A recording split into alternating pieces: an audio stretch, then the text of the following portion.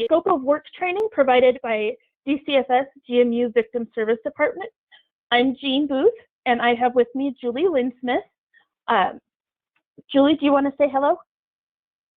Hello, everybody. I just wanted to do one final quick housekeeping reminder. This training is going to be recorded, so if you do for some reason get unmuted, anything you say would be on the recording. So just wanted to make everybody aware of that, to watch their mute for that reason also. But welcome.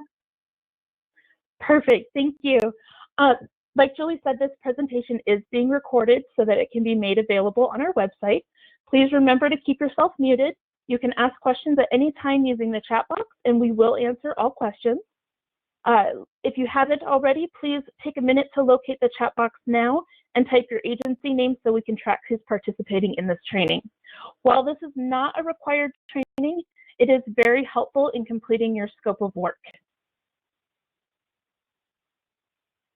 All right, today we're going to talk about, we're going to go over a pre-test, a scope of work review, step-by-step walkthrough, walkthrough assist, connecting the scope of work to the budget, and then a post-test to see if you've learned anything from today.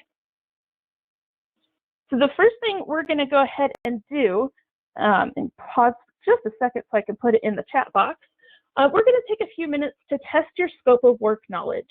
The link below and what I just posted in the chat box will direct you to the pre-test to test your knowledge and give us an understanding where people are at the beginning of this training. The information will in no way affect your future or current funding decisions. It's just a way for us to determine how effective our trainings are. And we're going to go ahead and give you about 5 minutes to take this pre-test and start.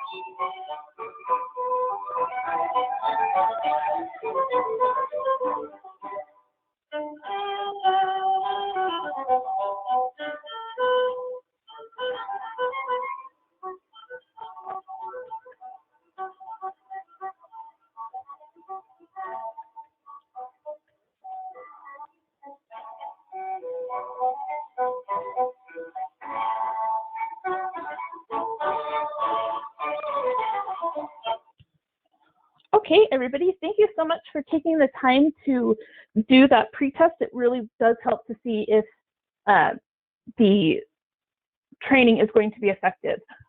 We do not have the results of that pretest yet, but if you guys are interested, we can always let you know what the average score is at a later date. We're going to talk about the purpose of the scope of work.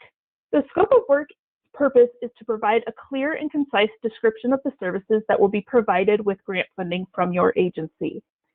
It's to assist the Grant Evaluation Committee to understand how an agency is planning on using the funding, if awarded, in an easy at-a-glance format. It's also meant to have a measurable deliverables so that the grant management unit can objectively measure if the program meets its goals. And it's also used to connect the budget narrative to the goals and objectives of your narrative. All right.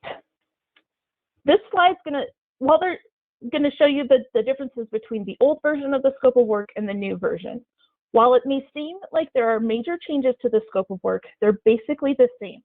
The new scope of work has a lot more instruction on it. It no longer has the colored boxes that are difficult to read when printed and scanned, and it has a measurable target number added to the table. We'll run through everything quickly and then work through some examples of how to complete this form. While it's helpful for you to have the provided supporting documents available while you follow along to this presentation, we will do our best to make sure that all the information needed to complete the scope of work is available on screen. The first page of the new scope of work is the instruction page. The second page has definitions and an example. The third page is the page that you will actually complete and submit for your scope of work. While the third page is the only one you're going to actually work on, it's important for all agencies to read, review, and understand the first two pages. Let's go ahead and start talking about how to fill out the scope of work. We're going to start at the top and work through one goal. In this example, we're using the agency Crystal Lake Victim Services. We will use this information to complete this scope of work. We'll start filling out the scope of work by entering the subrecipient's name into the table where it's highlighted in red. There we go. The top section should look like this when your agency name in place of Crystal Lake Victim Services once you're done.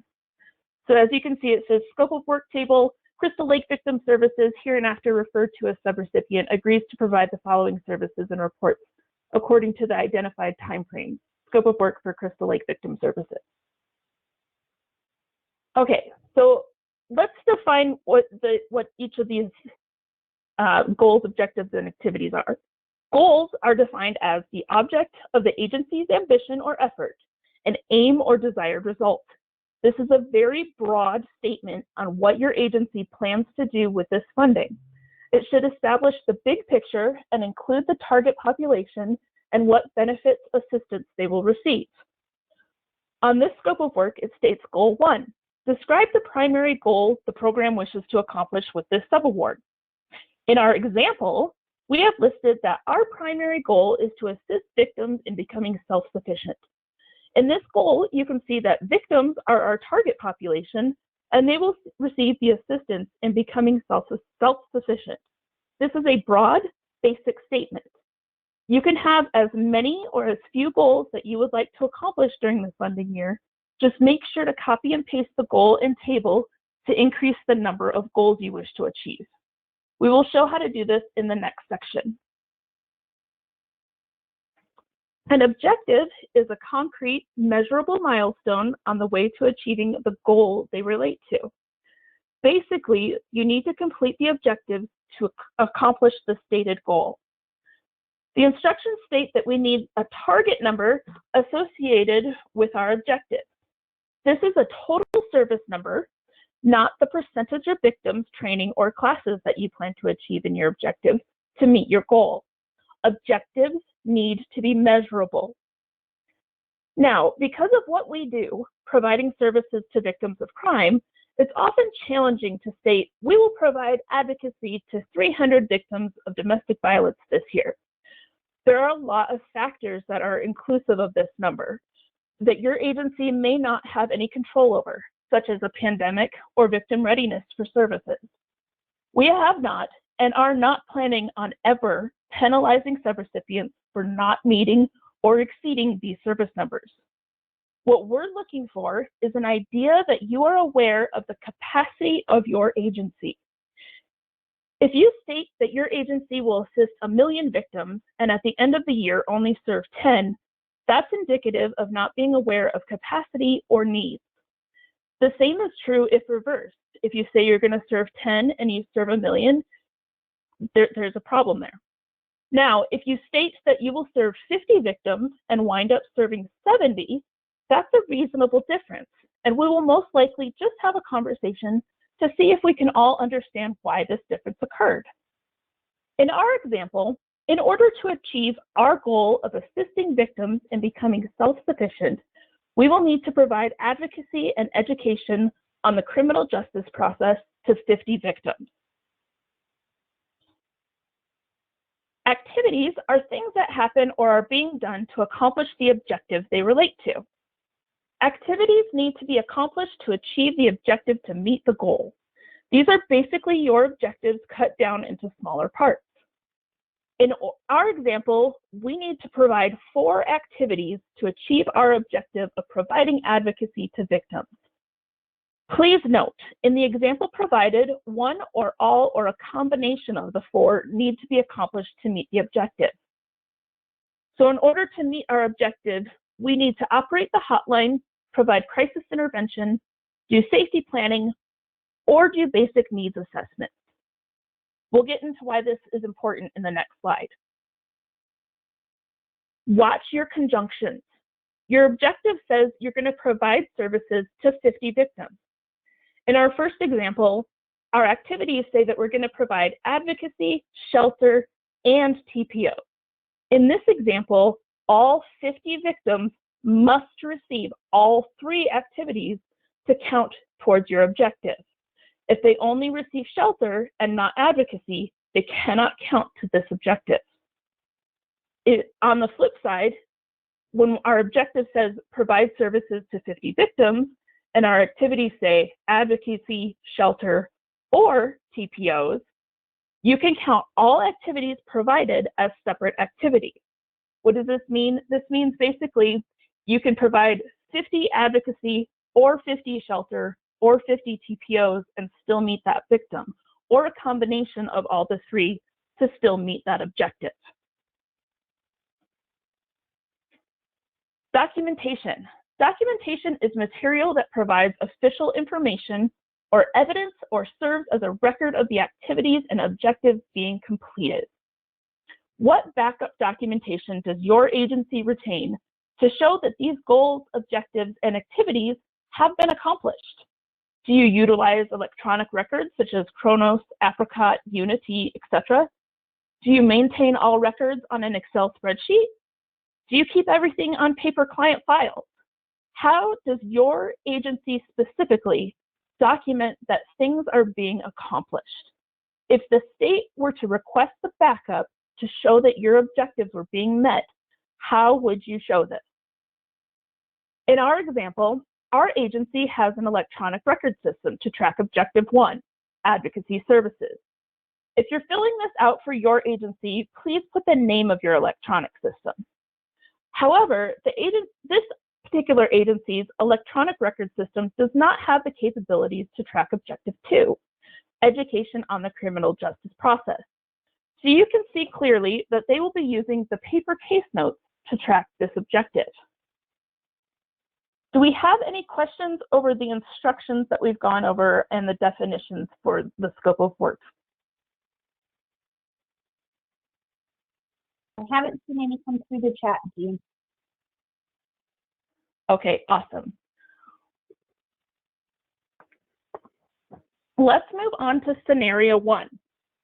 This scenario can be found in the handouts that were provided.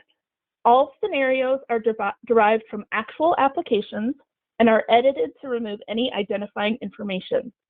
When filling out your scope of work, you want to use the information in your application narrative and be able to tie the narrative into the scope of work into the budget without copy and pasting all the information from one into the other. We'll discuss the budget narrative in another training, which is tomorrow. First, let's discuss this scenario. The scenario is Domestic Violence Services of Halloween Town, DVSH.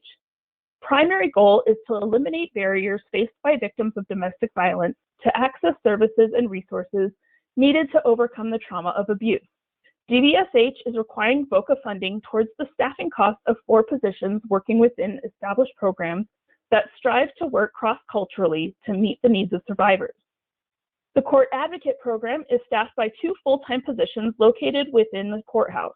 The program will provide direct assistance with an estimated 400 temporary protection orders, 300 stalking orders, 300 accompaniments to court hearings and trials, and staff will attend 50 arraignments to provide support and advocacy, as well as assistance with applying for the Victims of Crime program.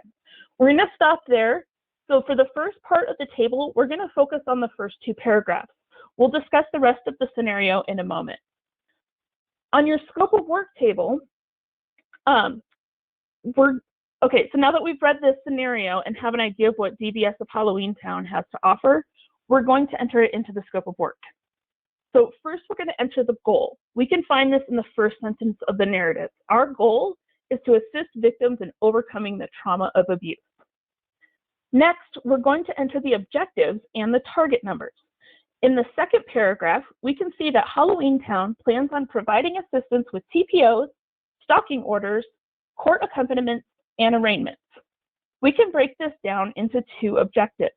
We're going to assist with protection orders and provide accompaniments. When we add the numbers together for the protection orders, 400 TPOs and 300 stalking orders, we get a total target number of 700. When we add the numbers together for the accompaniments, we get 300 court hearings, 300 court trials, and 50 arraignments to equal 650. Our next step is to add the activities. We're going to assist with protection orders by temporary protection orders, stalking orders, and we're going to provide court accompaniments by accompanying to court hearings, to court trials, and attend arraignments. Our agency is planning on completing this goal by the end of the grant year. In this case, it's July 31st, 2022. Finally, we're going to document these services through our Apricot system. And as you can see where it states documentation needed, the Apricot can track services rendered. Do we have any questions on that first part of the scenario?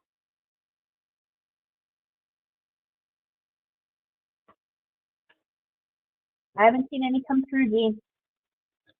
Okay, perfect. All right, so Julie, I'm going to have you do a split screen and put the scenario up so then we can ask questions about it.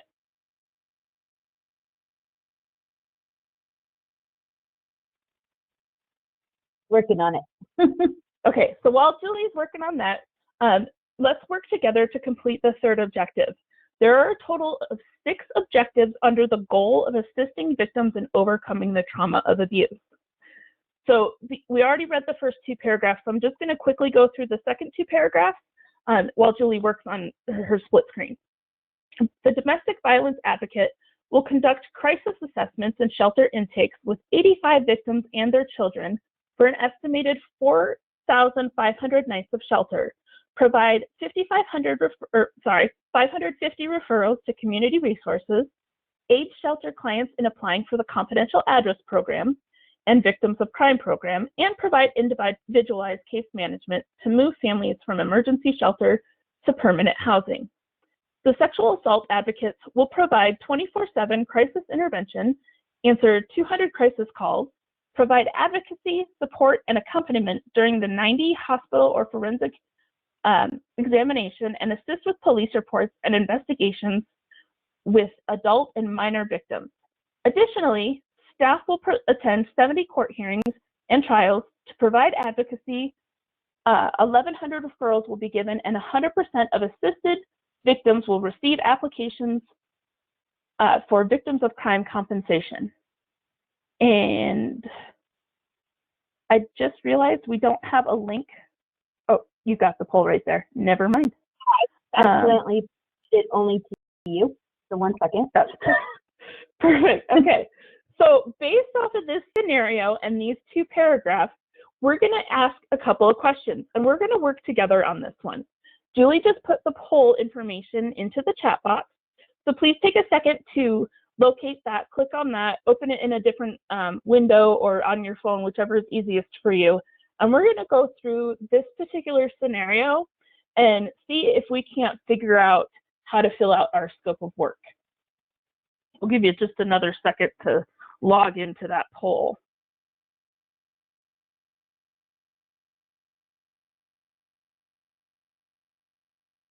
Okay, so based off of the information in the 3rd paragraph, what will our next objectives be?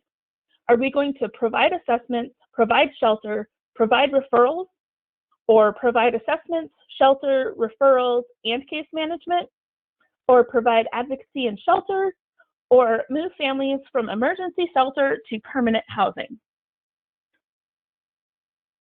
I'll give you guys another few seconds to answer that question.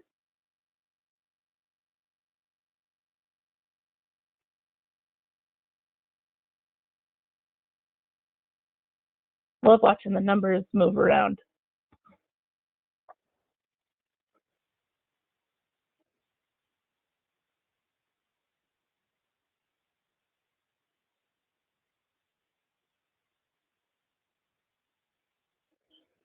Okay, so based off the information in the 3rd paragraph, our next objectives are going to be A, provide assessments, provide shelter, and provide referrals.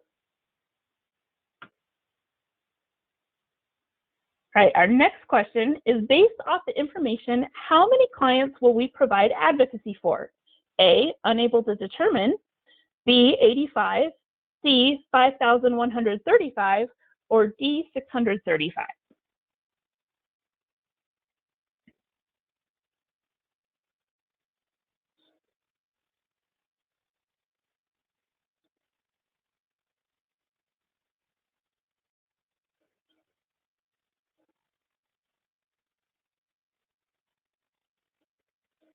Okay, awesome. So based off the information, we are going to provide advocacy for 85 victims. And you can see that when we talk about, when we look at the 3rd paragraph and it says, domestic violence advocate will conduct crisis assessments and shelter intakes with 85 victims. So that's the number of victims we're going to provide services for, and the rest of the numbers in that paragraph are the numbers of services we're going to provide. So the question when we asked it was, how many victims are we going to provide advocacy for? So that's why it's 85. Okay, and then the next question is, for our objective of providing assessments, what are our activities? Crisis assessment and shelter intakes, apply for CAP, crisis assessments, crisis assessments, or none of the above?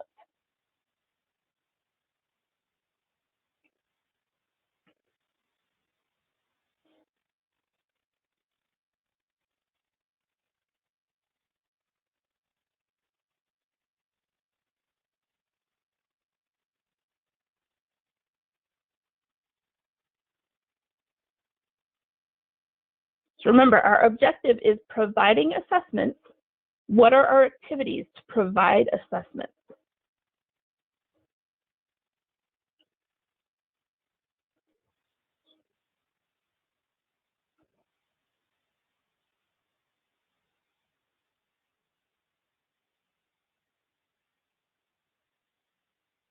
I think we did a lot of trick questions, Julie.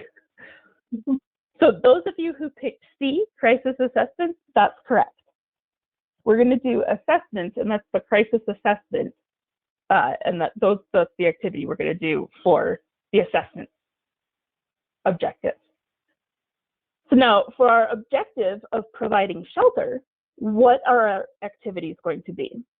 Crisis assessment and shelter intake and bed nights, shelter intake, bed nights, or crisis assessment, shelter intake, and bed nights.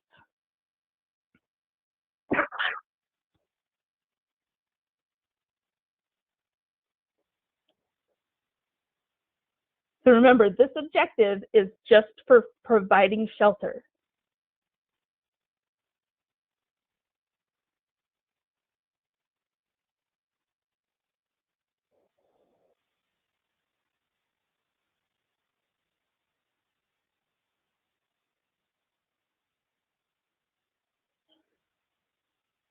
Jean, is it cutting off? Is there a difference between B and C? There is a difference. It's the conjunction. Okay, thank you. Mm-hmm. I can only part of my trick questions. Bed night. Perfect. Okay, so those of you who picked B, shelter intake, bed nights, you would be correct. If we picked C, we would have to do intakes and bed nights together to count. By choosing B, we can count intakes and bed nights separately. So it makes our numbers look better, and it provides better services so that we can count actuals and not be like, okay, well, we're going to do intakes, but only half of you are doing bed nights. So now we can't count those halves. Okay, so how many referrals are we planning on providing? 85, 550, 1650, or 1100?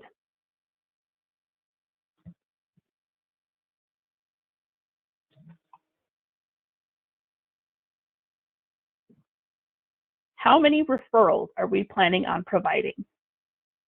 I will give you a hint. There are referrals listed in both paragraphs.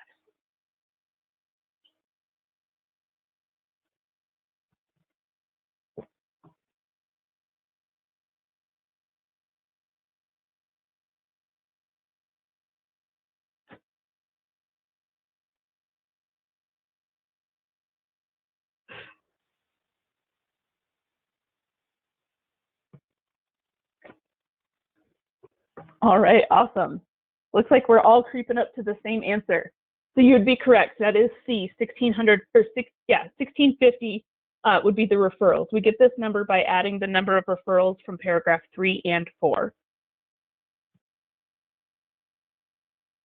If DCFS were to request backup documentation of our service numbers, what would they look at?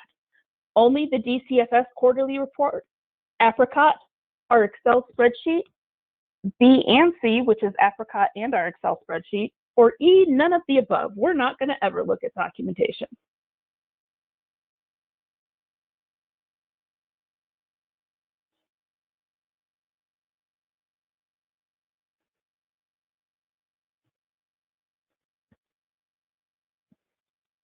I think this was a bit of a trick question too, Jean. Yeah, it's been fun seeing the answers today. Okay, great. It looks like most of you picked D, which is our backup for the quarterly report form can be found in Apricot and Excel, and you are correct. But we So are this is always gonna- going to look at A. Oh, well, yeah, but when we want to look at the backup to provide for A, yeah, that's what we're going to look at is B and C. Yeah. So let's go to the next slide and stop sharing screens for just a minute, Jolie. Okay. Or splitting screens, sorry. Slide.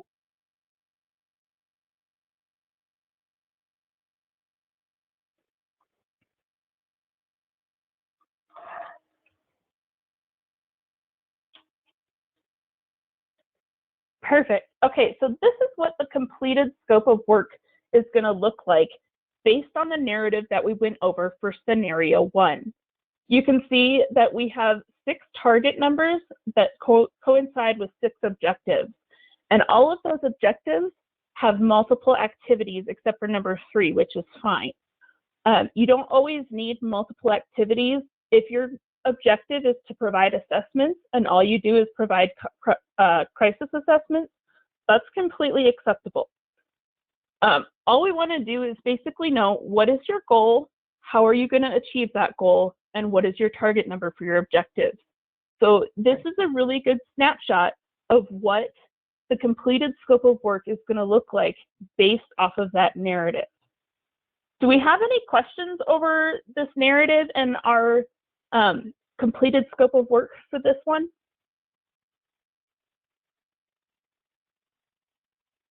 I haven't seen any come through.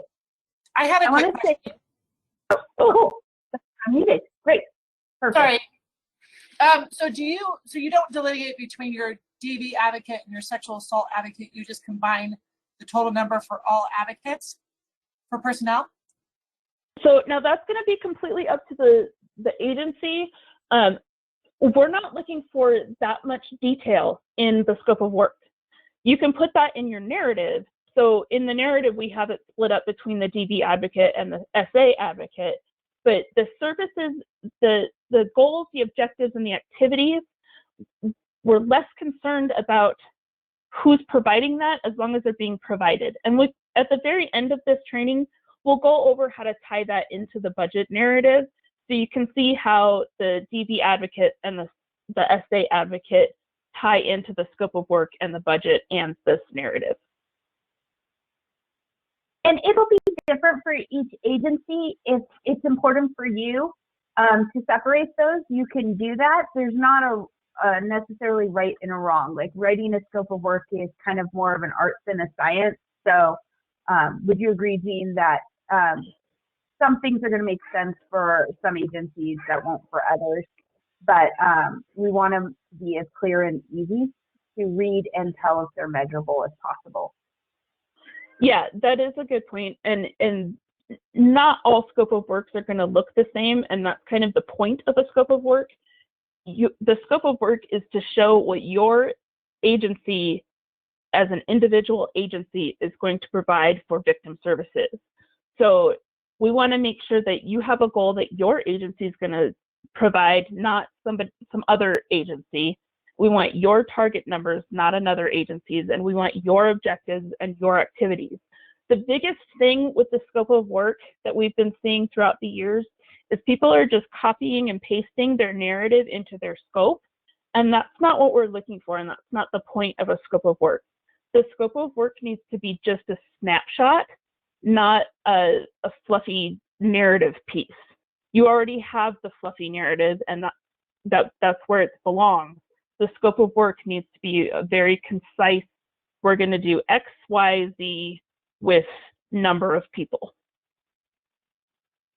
We got a question in the chat, Jean. It says, it seems some of my confusion was on question 1 and how CAP and VOCA comp are being conducted. Would they not fall under I think Case management. Under management? Yeah, sorry. Reading as we go. No, I understand you. So VOCA comp wouldn't be counted because that's already being counted in your requirement for VOCA specifically. When we started this narrative, we started with that we're going to apply for VOCA. One of the requirements for VOCA is that you assist people with VOCA comp. So we're not going to count that twice. If you wanted to do the CAP, yes, we could put that under case management. Let me see. On the narrative, it doesn't specifically clarify how many people are going to apply for the confidential address program. We can assume from this discussion that we're going to provide 550 referrals to community resources, AIDS shelter clients in applying for confidential address program. We can also assume that that's either 85 or 550. What we would have liked to have seen if they're going to help apply for the CAP program is to provide a service number for that.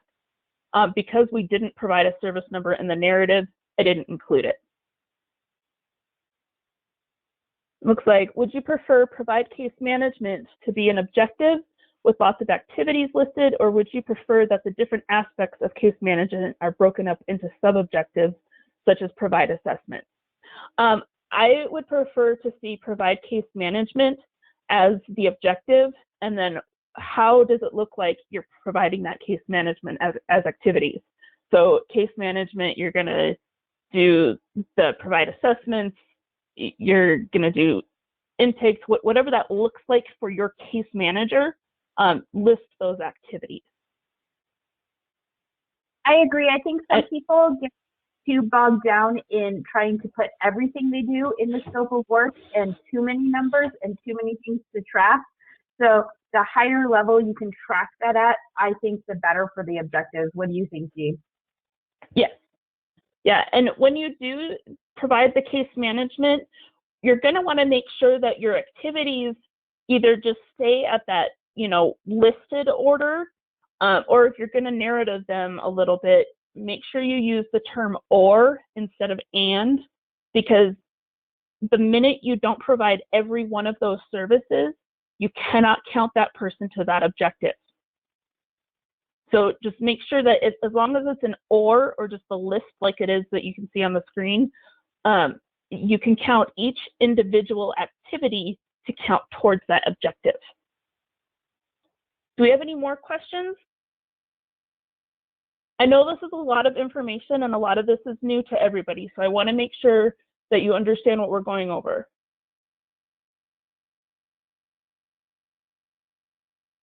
And our next scenario is going to be a little bit more complex, so I want to make sure that everybody is comfortable before we move on to the next one.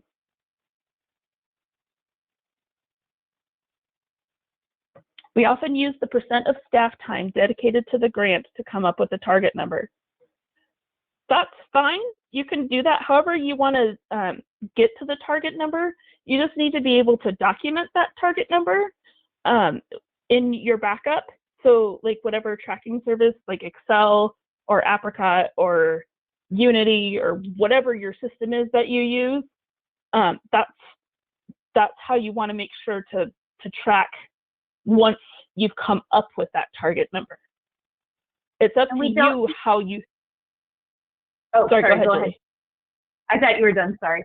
I was just going to say we don't need the percentage in the scope of work goals or targets. Those percentages kind of make it difficult to do that scope of work tab and make it measurable on your quarterly reporting. Go ahead with whatever you were going to say.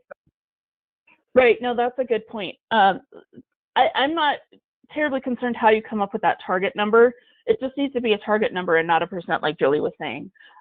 So like if your staff is going to provide 50% of their time to this grant, how many, like for example, when we look at number 3, we're going to provide assessments to 85 victims. If your staff is devoting 50% of their time to this award, and they're going to serve 85 victims, that means that the other half of their time is going to help the other 85 victims. So that's a total of what, 170 for that particular person. Does that help a little bit? Did I completely confuse everybody? Okay, she said that helps. Okay.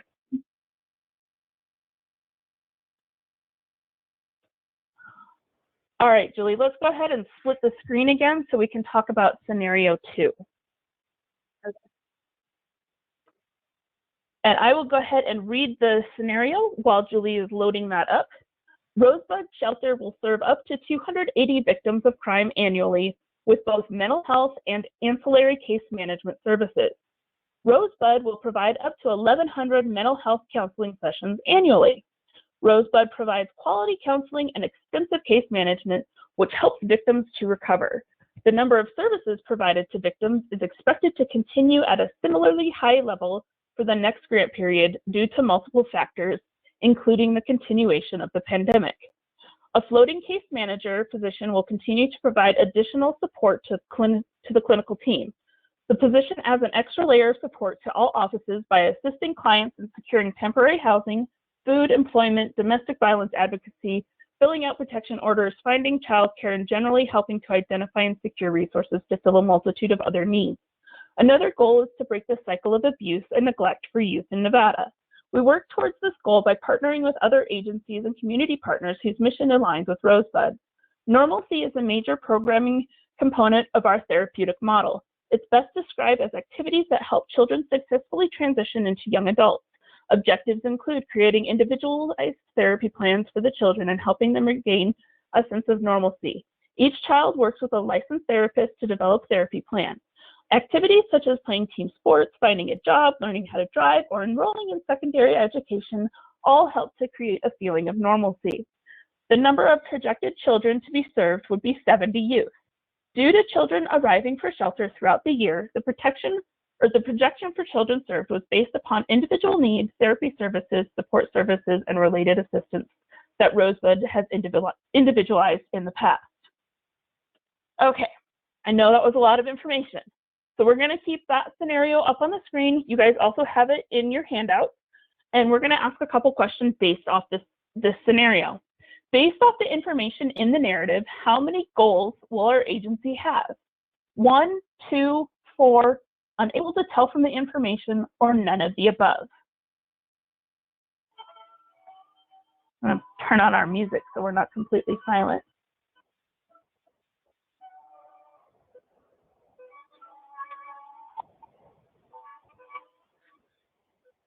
So how many goals do you think we're going to have with Rosebud?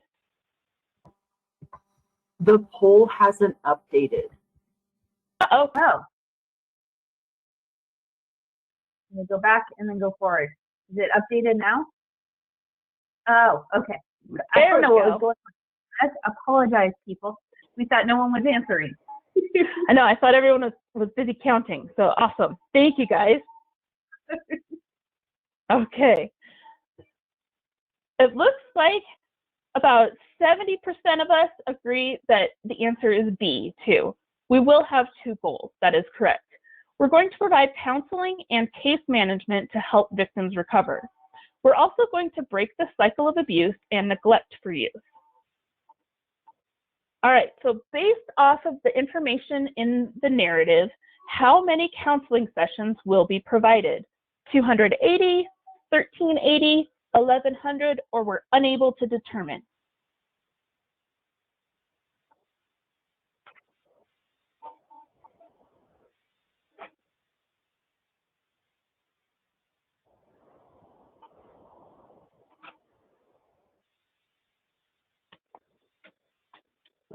All right, it looks like everybody's in agreement that it is C, 1100.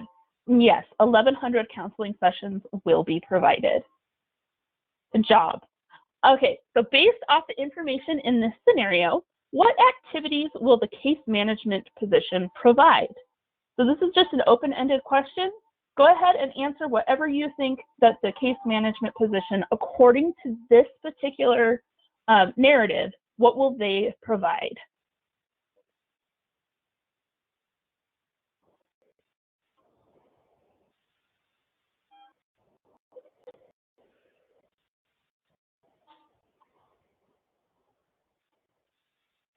Okay, clinical support, assisted client in securing temporary housing, support for clinical team, case manager will provide additional clinical support, securing temporary housing, finding childcare, Support the clinical team, assist clients in securing temporary housing, food, employment, recovery. Assist clients in housing, food, employment, counseling, support, food, employment. Awesome, these are all great answers. According to our narrative, our case manager is going to secure temporary housing, secure food, help with employment, DV advocacy, assist with TPOs, assist with finding childcare, and help identify needed resources. And I'm going to pause for just 1 second and just clarify that while, yes, we're going to help secure food with this activity, with this particular objective, in our budget narrative, almost every single one of our grants requires that if you're going to provide food for the victims, it needs to be in some sort of gift card.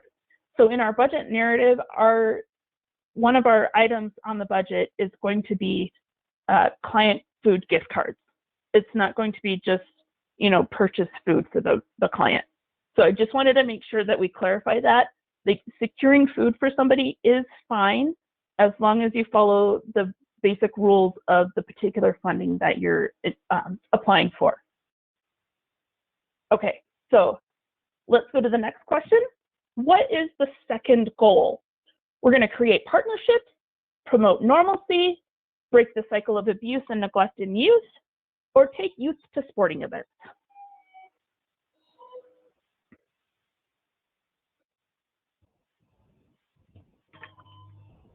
When we're looking at these answers, remember what the definition of the goal is. What two things do we really have to make it a goal? That'll really help you answer this question.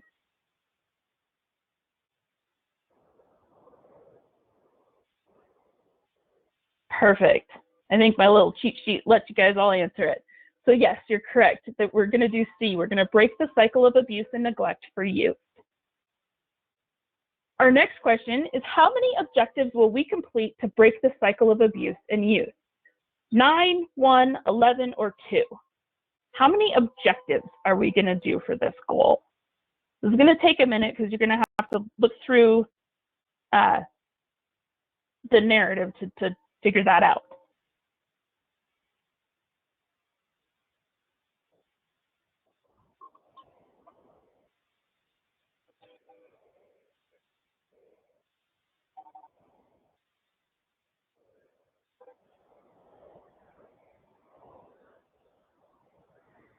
All right, awesome. It looks like most of us got it. D, 2, we are going to create partnerships, and then we're also going to promote normalcy. Those are the two objectives that we're going to complete to break the cycle of abuse. Now, this is another open-end answer. What activities are we going to accomplish to promote normalcy for youth? So our objective is to promote normalcy. What kind of activities are we going to do that? Play team sports? Good. Sports, finding a job? Mm-hmm. Partner with other agencies? Individualized therapy plans? Learning to drive? School schedule?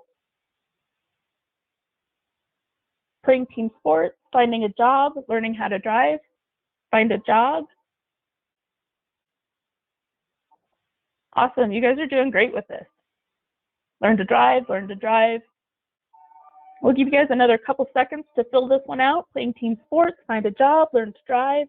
Learn to drive, we all want to teach these kiddos how to drive. Sports, job, drive education, therapy plans, shelter, sports, employment. Individualized therapy plans, learn to drive, sports, jobs, how to drive. Perfect, you guys are doing great. So in order to promote normalcy for our kiddos, we want to go ahead and create therapy plans, provide safe shelter, encourage playing sports, help with employment, help with education, teach youth to drive, and provide individualized supportive services. So I think you guys did an excellent job on that one. This is what the completed scope of work table should look like based off the scenario that we went over. I'm getting there, Jean. 1 second. You're totally fine, Julie. I know this is a little different for us because we've never done training with all these components before. So I appreciate you guys being patient with us while you figured out all this stuff. So Rosebud Shelter is going to have a goal of assisting victims in overcoming the trauma of abuse. We have 2 objectives for that. Each objective has activities. Each objective has a due date, and the documentation needed for all of them is listed. Our second goal is to break the cycle of abuse and neglect for youth. We have 2 objectives for that. We have multiple activities that are going to be done to complete that objective. We have a due date, and we have a list of documentation needed for measurement. So that way, when DCFS comes and does our monitoring, we can say, okay, you want to see how we are doing with creating partnerships with our goal number 2. Here are our MOU documents showing that we've met our target of 4 MOUs this fiscal year. Okay, so I know we talked about, we were going to go back and look at the scenario to tie it into the budget narrative. So let's take a moment to look at scenario 1 so we can tie this to the budget. We can see that in the narrative, DVS of Halloween Town is requiring staffing for 4 positions. We can also see that we're going to provide shelter nights and case management. Julie, will it be really difficult for you to split the screen to show the scope of work table for the scenario?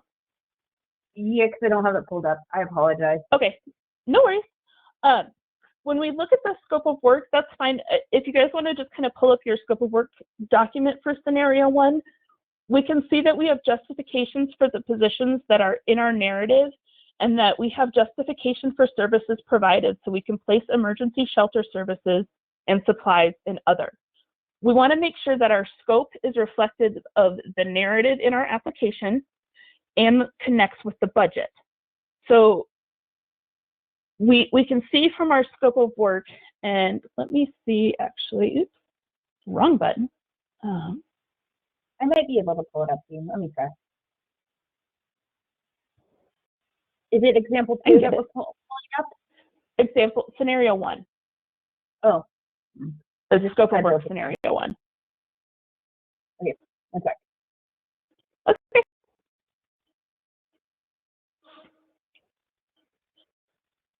There we go. Minimum. Here we go.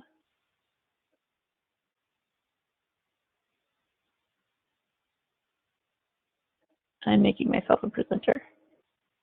Oh, okay. Okay. Perfect.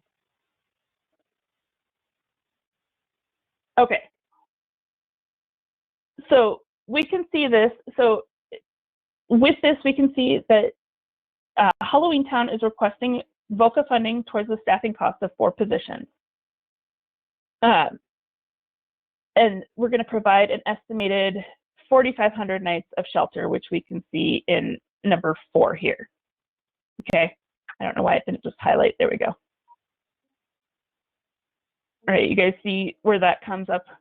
And then we're also going to provide individualized case management. So because of the target numbers and what we've written in our narrative, we can clearly see how all of these positions tie into the scope of work. So when our evaluators or DCFS looks at our scope of work, we can clearly see how it's going to tie into the budget to justify the expenses on the budget. What Do you guys don't have any want, questions over? Oh, sorry, go ahead, Julie. I was going to say, what you don't want is all of a sudden a goal in your scope of work table that's never been discussed in the narrative and a whole bunch of services that you didn't even talk about, or vice versa. Like you talk a lot in your narrative about case management per se, and there's nothing in your scope of work about that. Or you have like 10 case managers in your budget, and then there's no case management in your scope of work. or something like that. You just want to make sure that if you were someone who didn't know anything about your agency and you looked at your budget and you looked at that scope of work, that it made sense. Like that seemed like it goes to the same program that was described in that narrative. Correct. Does anybody have any questions over what we've gone over so far today?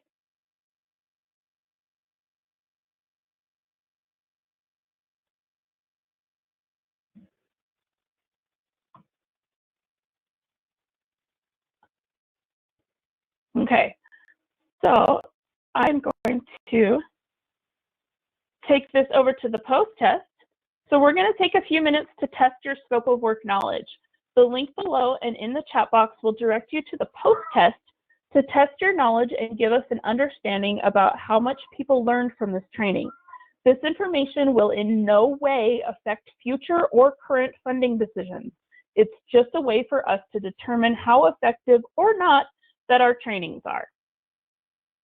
We want to see if people were getting 100% before the training and the training wasn't needed, or if people's scores stay the same from the training, how we can help people learn. So we're hoping that your scores improve from the pre to post test. Right. We'll give you 5 minutes to go ahead and fill out this post test.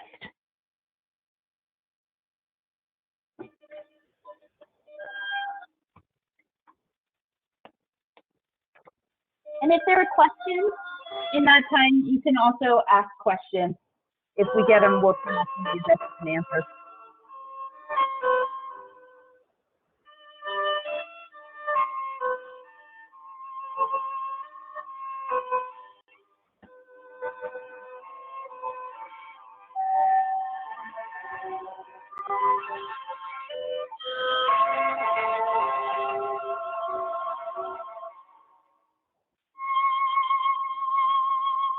Oh, we're not going to answer your quiz questions for you. I'm sorry. I apologize. Make your best guess, and then it should tell you what the correct answer is, so you'll know.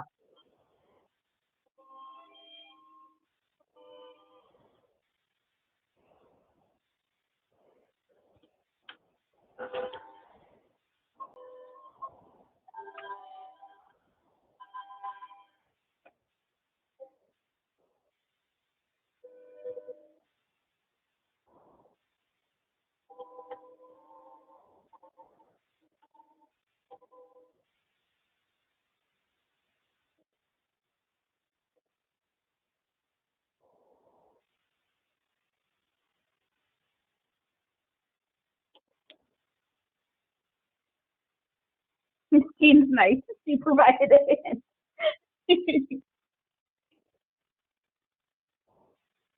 Yeah, and then if you don't have any more questions and you finish the post test, you can feel free to log off.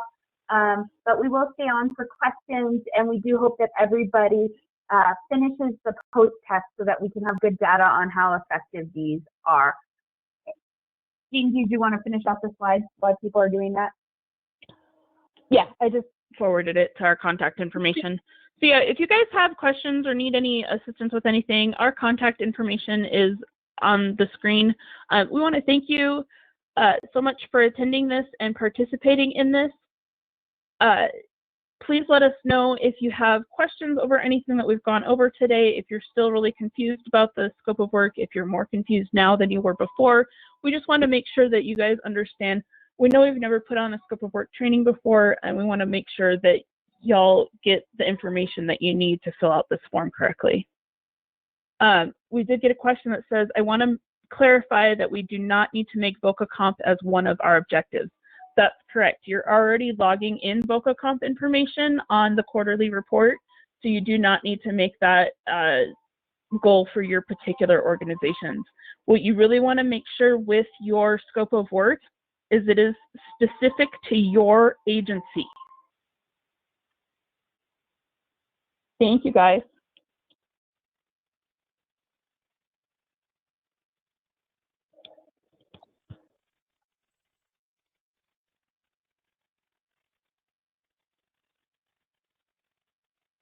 Thank you. I'm glad you found this helpful. Yeah. This is Kathleen. So with the VOCP, the issue that we've been finding is that talk to our clients about them, and then when we go to fill out the application, we're being told that they're not, that unless it's a violent crime, they won't be looked at for VOCP.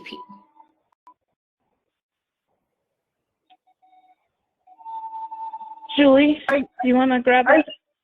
So you have to let any eligible victim that you serve know about the VOCA comp. Not all individuals that you serve will qualify for VOCA comp, and not all victims that you serve will want to put in an application for VOCA comp, and that's totally okay. We just want to make sure that agencies are aware of VOCA comp and making sure that the victims are aware of that if they're eligible. There are separate eligibility requirements for VOCA comp, and so that may be a barrier. I know a lot of victims don't want to file a police report, or like you said, they weren't the victim of a violent crime, so they don't qualify. But if you do have victims that meet those requirements, then you would want to assist them if they wanted assistance. I hope that makes sense. Yeah, I mean, if we provided them like we were going to make like a brochure to provide them information on what exactly victims' compensation is, would that meet your requirement for VOCA, but you wouldn't count them on your VOCA quarterly report as helping them with the application. That's only people you physically help to apply.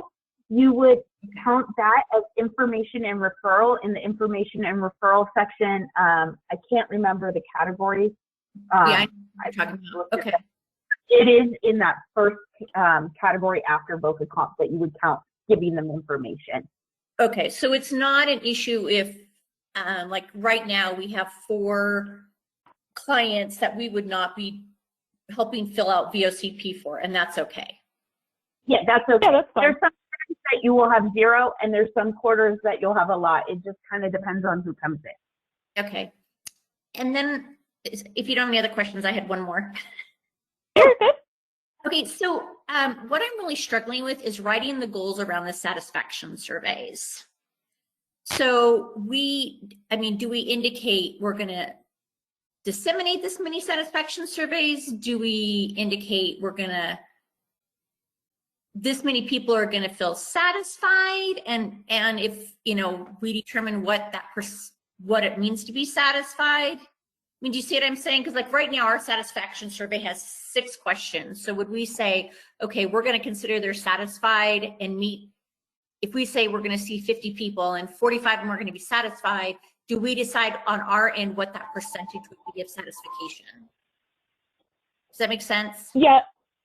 So what you're going to want to do in that particular aspect is you're going to want to provide that 45 are going to complete the satisfaction survey, and that's going to be your objective. And then, or your objective could be 45 people will be satisfied with services, and your activities will be disseminate satisfaction surveys, receive satisfaction surveys, get, however many positive feedback on that survey. Okay. So, and then in documentation, you would define what satisfaction equals, like if that was a 4 or higher, where you're going to define that, which questions or how you're going to measure that. That would go into documentation if you choose that option. Okay, so that would go in the narrative. It wouldn't go in the actual, because that's what I did this last time, is I put it in our scope of work. And so instead I put it in the narrative, correct? Like if I said, you're not going to need, okay. So you're not going to need to put that percentage in the scope of work. We're not looking for percentages in the scope. We're looking for measurable numbers. Okay. And then in order to know if they're satisfied or not, you'll have that information put on your satisfaction survey. So you're going to be like, on a score of 1 to 5, how satisfied were you of our service? 1 being terrible, Right. 5 being excellent. So that's a pretty measurable way of, if we're going to look at the documentation, we'll know that yes, out of the 50 surveys that you put out, 45 were returned and were satisfied. Got it. Okay, thank you. Cool. You're welcome.